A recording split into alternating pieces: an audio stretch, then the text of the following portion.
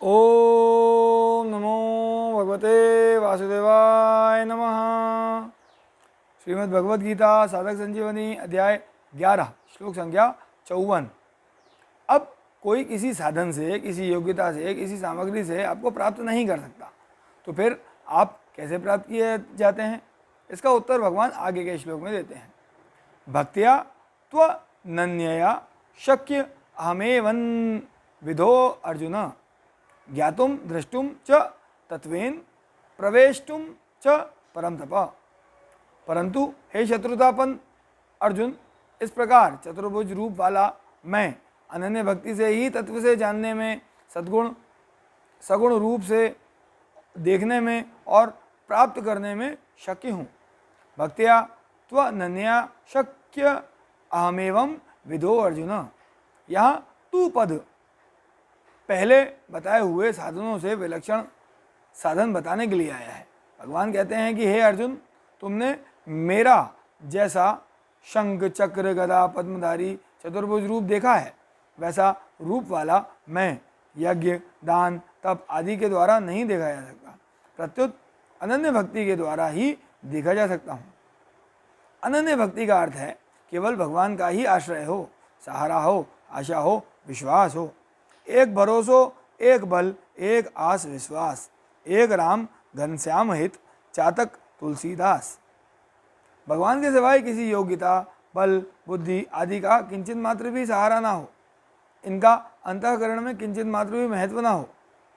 यह अनन्य भक्ति स्वयं से ही होती है, मन बुद्धि इंद्रियों आदि के द्वारा नहीं। तात्पर्य है कि केवल स्वयं की व्याकुलता पूर्वक उत्कंठा हो, भगवान के दर्शन बिना एक क्षण भी चैन न मिले। ऐसी जो भीतर में स्वयं की बेचैनी है, वही भगवत प्राप्ति में खास कारण है। इस बेचैनी में, व्याकुलता में अनंत जन्मों के अनंत पाप भस्म हो जाते हैं। ऐसी अनन्य भक्ति वालों के लिए ही भगवान ने कहा है, जो अनन्य चित्त वाला भक्त नित्य निरंतर मेरा चिंतन करता है, उसके लिए मैं सुलभ हूँ। और जो अनन्य भक्त मेरा चिंतन करते हुए उपासना करते हैं, उनका योग क्षेम मैं वहन करता हूँ। एक बानी करुणा निधान की, सोप्रिय जाके गति न आन की। अनन्य भक्ति का दूसरा तात्पर्य यह है कि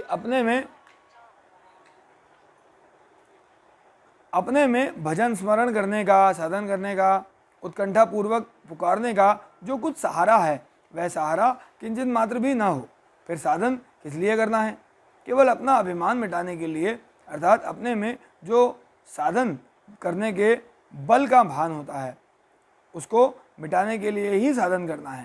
तात्पर्य है कि भगवान की प्राप्ति साधन करने से नहीं होती, प्रत्युत साधन का अभिमान गलने से होती है।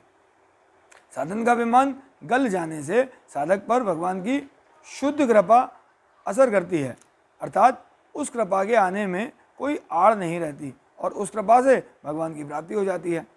ज्ञातुम द्रष्टु च तत्वेन प्रवेष्टुम, ऐसी अनन्य भक्ति से ही मैं तत्व से जाना जा सकता हूँ, अनन्य भक्ति से ही देखा जा सकता हूँ और अनन्य भक्ति से ही मैं प्राप्त किया जा सकता हूँ। ज्ञान के द्वारा भी भगवान तत्व से जाने जा सकते हैं और प्राप्त किए जा सकते हैं, पर दर्शन देने के लिए भगवान बाध्य नहीं है।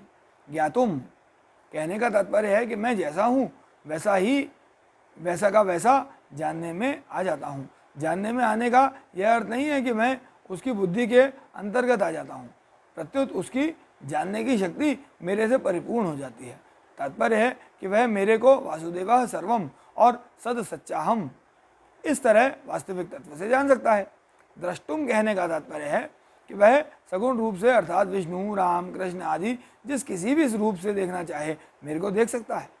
प्रवेष्टुम कहने का तात्पर्य है कि वह भगवान के साथ अपने आप की अभिन्नता का अनुभव कर लेता है, अथवा उसका भगवान की नित्य लीला में प्रवेश हो जाता है। नित्य लीला में प्रवेश होने में भक्त की इच्छा और भगवान की मर्जी ही मुख्य होती है।